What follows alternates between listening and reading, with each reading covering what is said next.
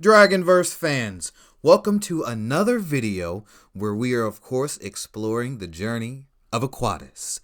As you all know, the motto is familiar powers, unfamiliar heroes. So please, sit back, relax, and enjoy. Previously on Aquatus. Here's to another lovely day at the Blackened Trench. Why does that matter? It's supposed to be genetic, is it not? The Lost have attacked us. Our greatest foe has always been one name. How come I have this gift, but the current king doesn't? The queen's assassin swims through the open waters as his hunt is set to begin. We see Aquatus exploring the trench farther than he's been before. No monsters in a few days. Gives me time to check this place out.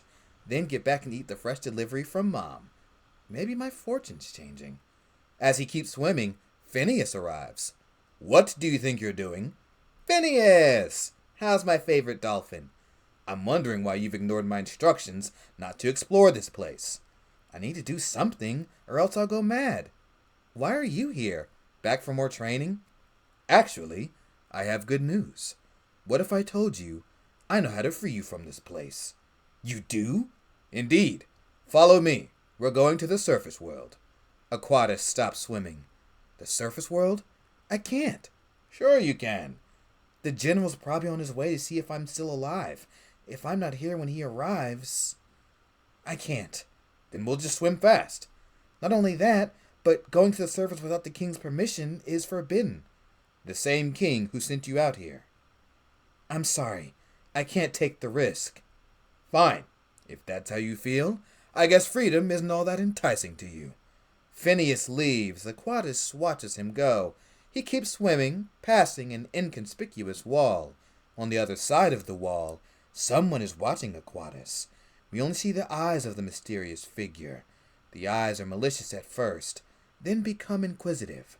The mysterious figure watches him until he swims out of sight. Back in the seaborne village, Costus meets with the chieftain.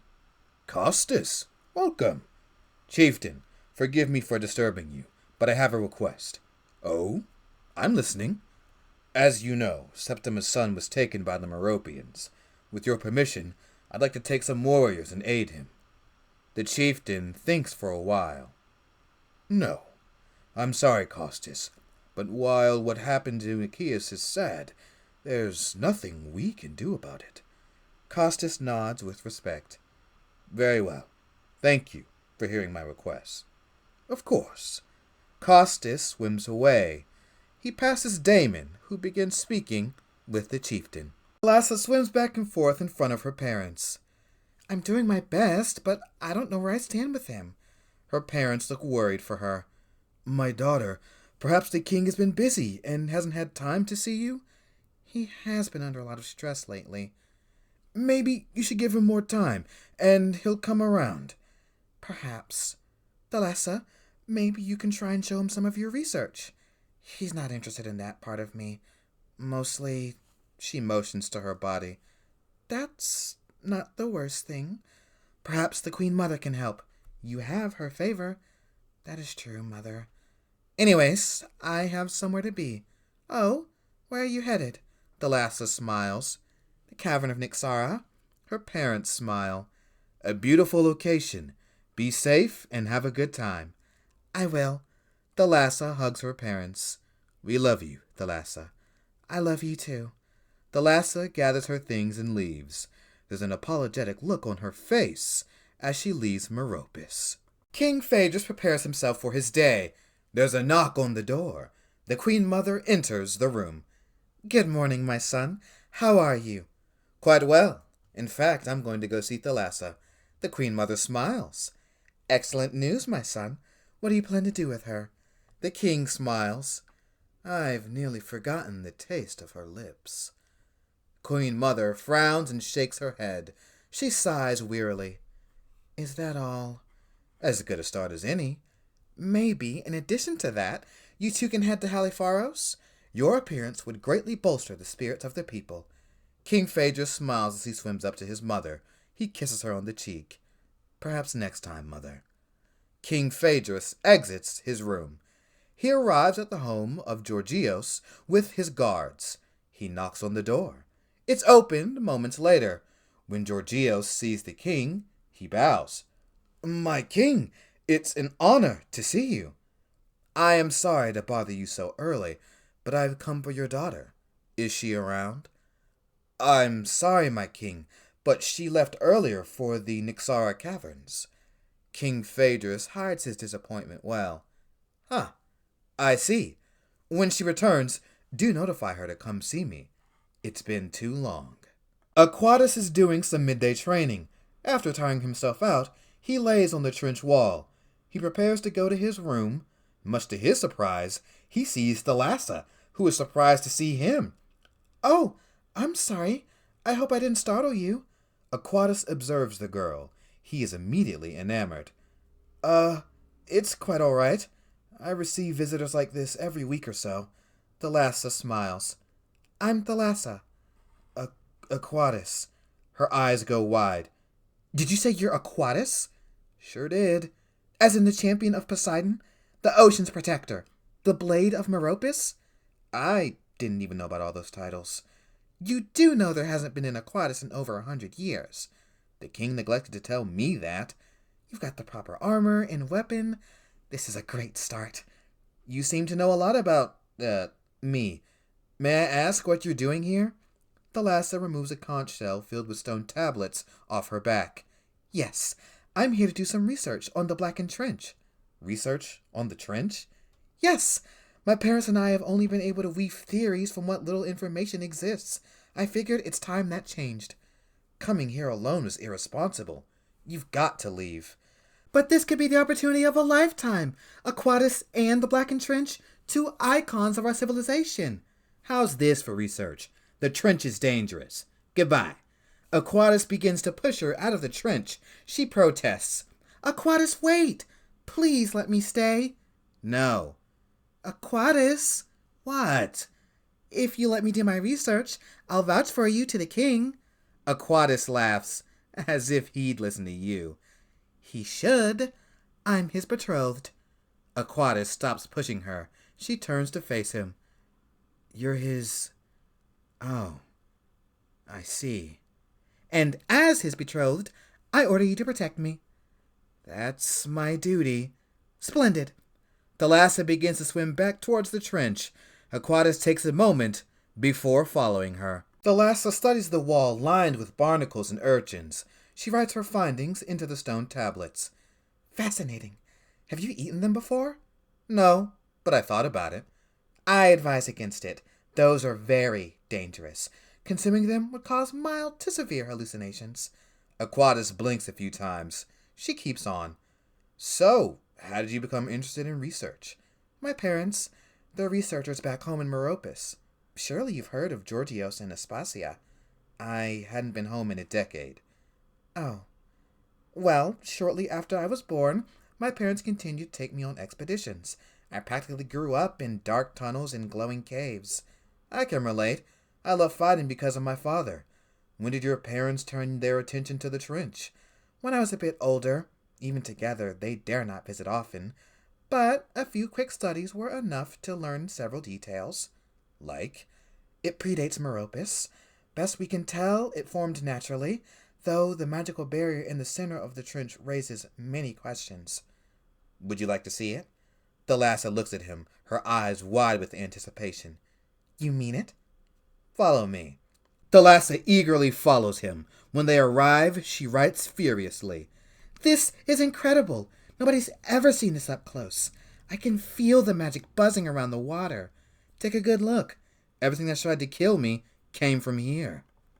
"This implies there's another side to this barrier." "Yeah, I know. I felt it." She turns to him. "You felt it? How? What did you see?" Well, I didn't see anything. It was more of a sensation." "Tell me everything." For a brief moment, he gets lost in her eyes. "I was fighting a massive tiger shark. I beat it, and it fled. When it returned to the barrier, there was an odd feeling in the area." Thalassa writes his every word, then stops and looks at the barrier. "I mean, we're right here. Are you up for a test? Aquatus begins to shake his head. Absolutely not. We have no idea what would happen. That's the point. This could be an incredible opportunity for Meropians everywhere. Imagine we learn what's on the other side. Death. Death is on the other side. I'm serious, Aquatus. Me too. She puts on her best pouting face and looks him in his eyes. Please. Aquatus feels himself getting weaker by the second. He manages to shake his head again. I'm sorry. It's too dangerous. She sighs loudly. Fine. You're right. She points behind him at the far end of the trench. You know, it's said that Atlantis is on the other side of the trench. In fact, it's believed that the trench is located equidistant from Meropis and Atlantis. Aquatus folds his arms. That's nice. I'm not turning around, though. Thalassa scrunches her face and flares her ears at him. She begins to hit him in the chest. Darn you! That was supposed to work! Now I'll never know what's on the other side. If I survive, I'll be sure to tell you. Thalassa stops hitting him and takes a moment to observe his chest, much more developed than the king's. She removes her hands quickly. Come, my brave knight. There's plenty else to see. As the two continue onward, they're being watched from ahead. The same eyes from before. A quick spell is cast, and the entrance to the cave appears. The cave entrance doesn't go unnoticed. She halts her progress and points. What about in there? You want me to take you into a dark cave? For science? Yes. Are all scientists like this, or just you? What do you mean by that? So pressing. Sounds an awful lot like annoying. That's not what I meant. If I let you go inside, will you be good? Maybe, maybe not. Besides, you owe me. Before he can protest, Thalassa darts inside the cave. Aquatus shakes his head and follows her. Near the entrance of the trench, the queen's assassin arrives. He takes a moment to behold the blackened trench. Fully prepared, he swims inside. He begins searching and quickly finds Aquatus's room. He takes time studying it. The room could serve as a fitting final resting place for his target. Before setting his ambush, the assassin gets curious. He swims until he reaches the magical barrier. With a touch of admiration, he observes it. Aquatus and Thalassa swim inside the dark cave. If the cave entrance suddenly disappears, we're leaving. Very well. The two continue onwards. So, I'm curious. How is it you're the king's betrothed, yet you're here alone? What do you mean? I don't see how he lets you out of his sight. You're beautiful and intelligent. What's not to like? Mind your place, Aquatus. The king is very busy most days. We'd never do something like this. What do you guys do? She doesn't answer. Instead, something catches her eye. She swims to the wall. Aquatus, come look. He follows her. She points to the carvings on the wall. What does this tell you? The carvings were made with a crude yet sharp object. Or objects. Not only that, but they depict an ancient scene. She begins to study with intent. Aquatus, I think these are seaborn. Seaborn don't live in caves. Well, at least not the ones I know. Look, that's got to be a depiction of Oceanus. Aquatus studies the drawing. He shrugs. It's unclear. Could be Poseidon. She gives him a blank stare before moving on. They reach a massive cave opening with several long tunnels. I believe we stumbled into someone's ancient home. Impossible. Nobody's lived here before me. Oh, how do you know? Aquatus prepares to respond, but can't. Thalassa gives him a cheeky grin. There must be something here I can learn. She resumes her research. He stands guard. Aquatus does his best to keep his eyes off her. Something catches his attention. A mysterious shadow. When he tries to get a better look, there's nothing. In the shadows, a large tail shifts. Aquatus, can you come here? I need you to lift something. He doesn't respond, prompting her to look at him. Is everything all right? Something feels wrong. Are you sure? Yeah. Let's go, Thalassa. They prepare to leave. It's at that moment a creature bursts into view. Aquatus puts Thalassa behind him. Is that what I think it is? It's the Lost. The female monstrosity swims before them. Welcome to my abode, little ones. We were just leaving. She begins to cast a spell. Oh, I implore you, stay. Aquatus tries to escape with Thalassa as sand explodes in the air. As the sand settles, Thalassa coughs. Aquatus? Aquatus! He can't hear you, child. Thalassa is gripped with fear as she looks around. Suddenly, the lost appears. Such a precious thing. Perhaps I should pick your flesh clean and preserve your bones. Who are you? Me? I am the lost. Why do you disturb me? I'm sorry. I didn't know anyone lived here. Do you have a habit of wandering into dark caves? Yes. Thalassa's fear nearly overtakes her. Do not be afraid. I do not desire your life. I come with an offer. An offer? Yes, child. Observe. She casts another spell. You live to explore and study, yet your life will change soon. You've been promised to your king to be his right hand. There will be a sacrifice. He will keep you in his castle. Thalassa sees the images in her mind. You will have his heirs and die. A good life for most. But for you? Thalassa sees herself exploring lost ruins with her parents. Yes, you see it. Isn't this more preferable? Thalassa smiles at the scenery. It's beautiful. Precisely. Why not forsake your oath? Renounce your promise. You can find another to love you, one with the strength to protect you. Aquatus appears in her mind. She sees him defeat King Phaedrus in battle, but he spares him. The roars of the crowd loud in her mind. Thalassa seems to get lost in the moment, as the lost smiles a wide, toothy grin. Meanwhile, Aquatus punches the walls in the room he's in. Thalassa! Each punch cracks the wall. He feels a presence and readies his spear. The lost floats behind him. Aquatus readies for a fight. Release me, monster! Oh, I wouldn't dare battle you, champion. I am but a simple temptress. Where's Thalassa? She's safe, for now. Let us go, and I'll forgive this. Forgiveness. Such an interesting concept. Some view it as a weakness, others a strength.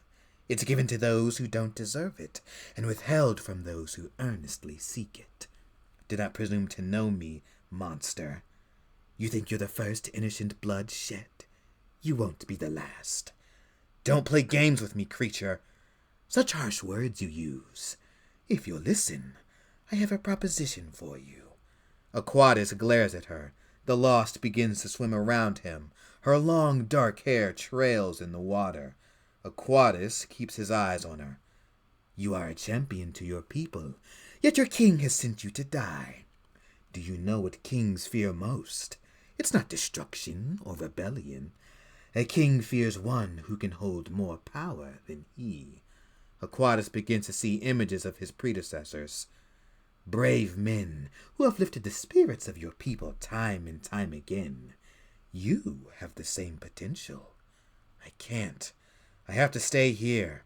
It was decreed. If I disobey, who knows what happens to my family? The lost begins to curl around him. A long claw lifts his head.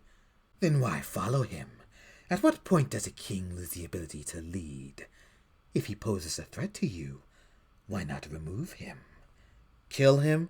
That's how I got in this mess. Oh, there are many ways to usurp a king. Killing him is merely the most common. You can prove yourself greater than he. Aquatus sees himself performing great deeds and King Phaedrus becoming less popular. Eventually, he is placed on the throne. A new dynasty, one under fair rule. I can't. It'd be wrong. I don't want to rule. She smiles at him. Is that so? Every king needs a queen by his side, and you'd have a fine choice.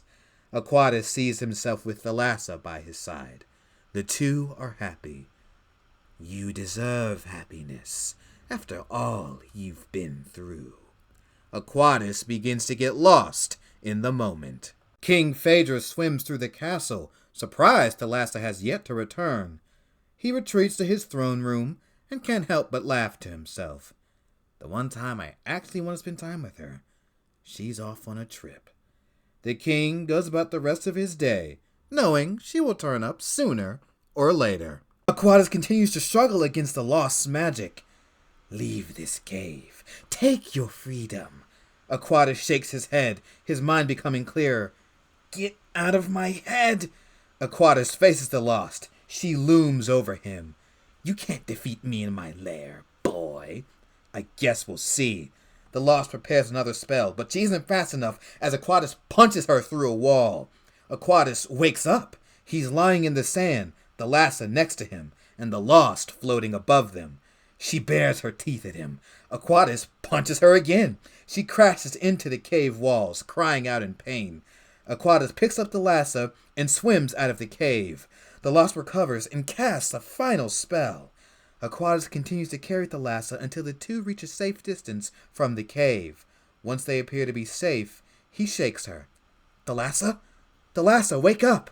The girl slowly stirs in his arms. She inhales sharply and begins to look around in fear. Where is she? We're safe. From her, anyway. You saved me. Thank you. You're the first person I've saved. The two smile at each other.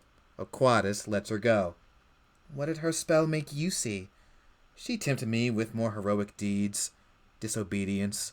You? A new career, a broken vow, a new relationship. Really? Aren't things fine with the king? Thalassa sighs. I honestly don't know.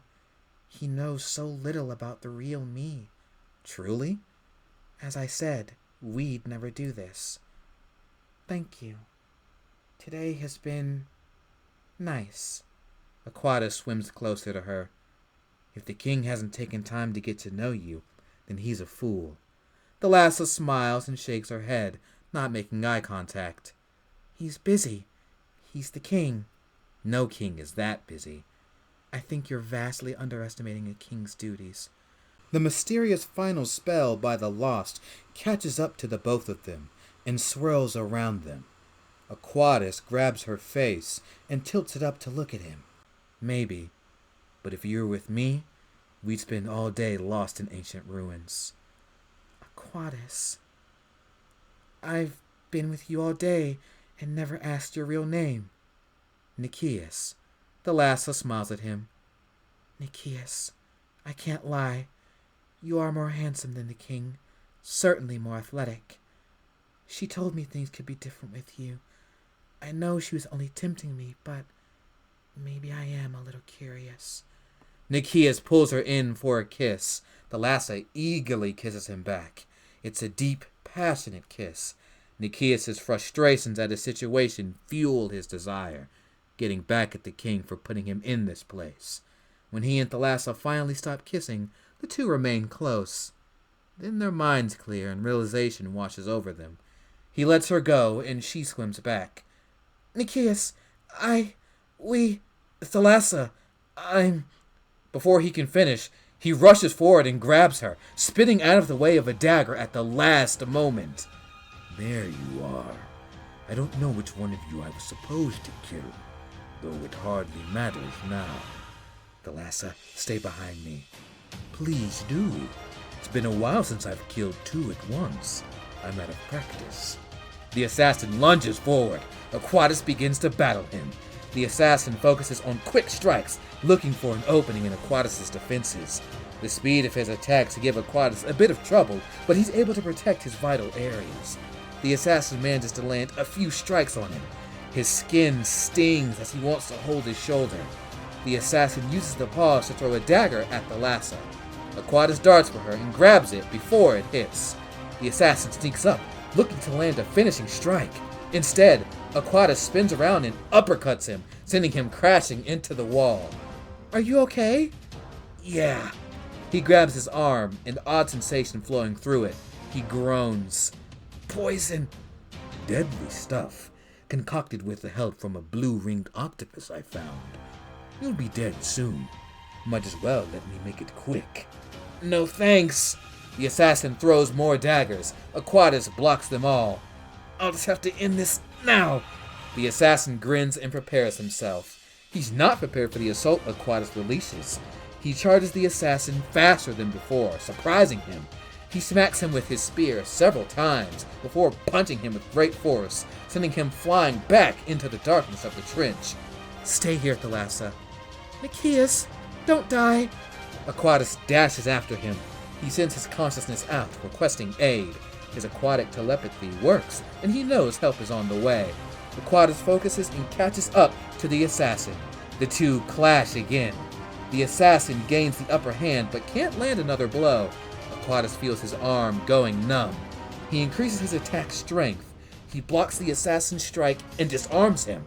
Aquatus buries his fist in his gut. The assassin grabs his wounded arm, but it doesn't save him as he slams into the wall, unconscious. Aquatus takes a moment to catch his breath. Then he grabs his arm. Come on, guys, hurry. His vision goes blurry. Several small fish arrive with long snouts, an unknown species. Great, this is it. I'm gonna die. The fish move to his arm and stick their snouts into it. A moment later, he feels the toxin leaving his body. Whoa, I spoke too soon. Thanks, guys. One of the fish looks at him. Oh, and lady. The fish continue to draw the toxin out until it's all gone. Aquatus swings his arm. It feels good as new. I'm saved. As a special thank you, I won't eat you. Go on, get out of here. The fish take their leave and Aquatus watches them go.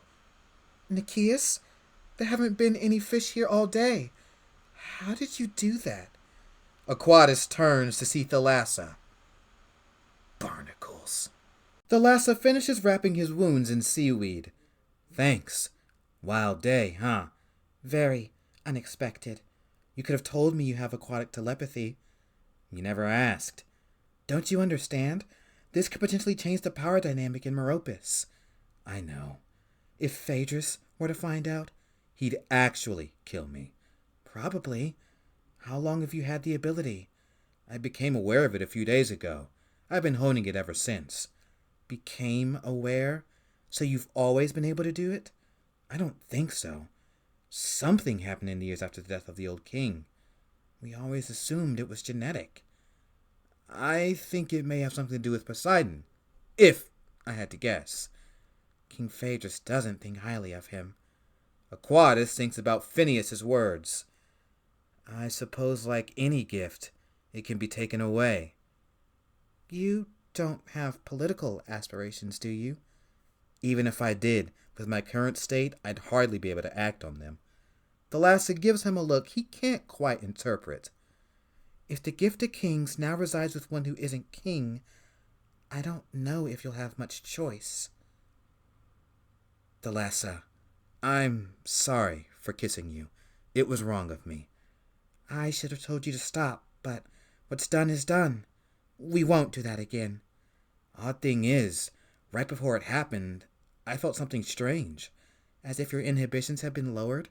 Yes, something about that cave was off from the beginning, says the one who dragged us inside. I know. You've been gone quite a while. Won't someone be missing you? Yes, I should return home. Though, if you'll have me, I'd like to return. To do more research. I'll be here. Maybe. She smiles. Thank you, Nicias. Don't tell King Phaedrus about the kiss or your aquatic telepathy. Aquatus smiles, and so does she. Thalassa hugs him, and he hugs her back. She gathers her items and heads back towards Meropis as Aquatus watches her go. The following day, Thalassa swims through the castle halls until she reaches the throne room. King Phaedrus sees her and smiles. There you are. She bows. I'm sorry, I was out all day. So I heard. He swims up to her, giving her a big kiss. Finally. How were the caverns? Splendid. If that's where I truly had been. Where were you? Don't be upset, but I went to the Blackened Trench. Alone? Thalassa, that was incredibly dangerous. I know. I already got an earful from my parents. I just didn't want to lie to you. He exhaled sharply. Well, I appreciate your honesty. So, you've met Aquatus. I have. He kept me safe while I explored the trench.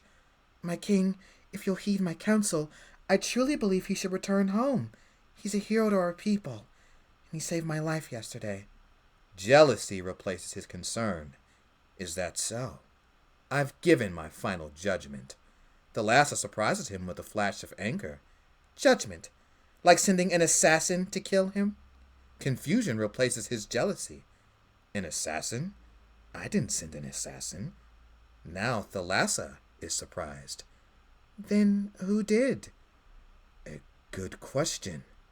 You're dismissed. We'll talk later. He returns to his throne and begins to think. Back in the blackened trench, Aquatus' mind drifts.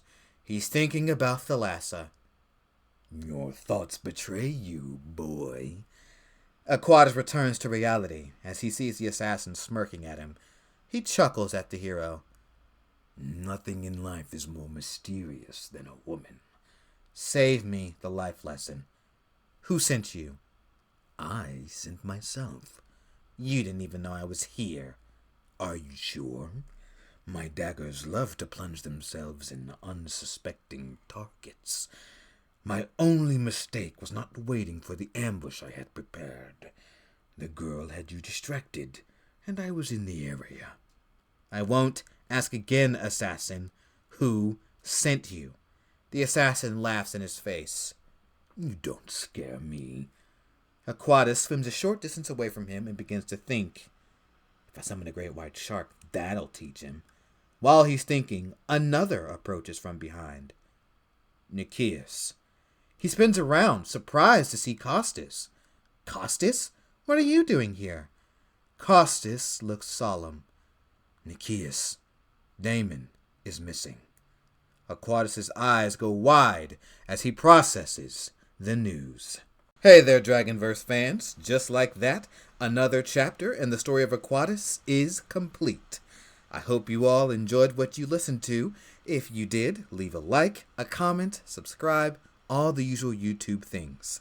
Until next time, take care. Dragon out.